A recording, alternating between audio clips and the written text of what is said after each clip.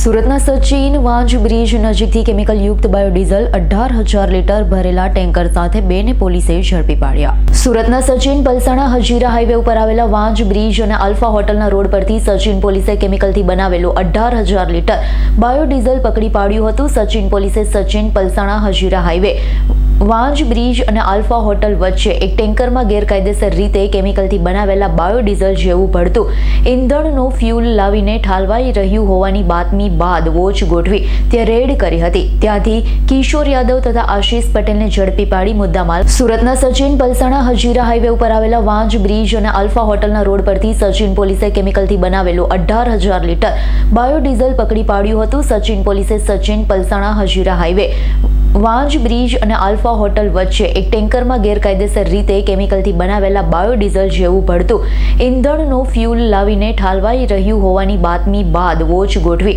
ત્યાં રેડ કરી હતી। ત્યાંથી કિશોર યાદવ તથા આશીષ પટેલને ઝડપી પાડી મુદ્દામાલ કબજે કર્યો।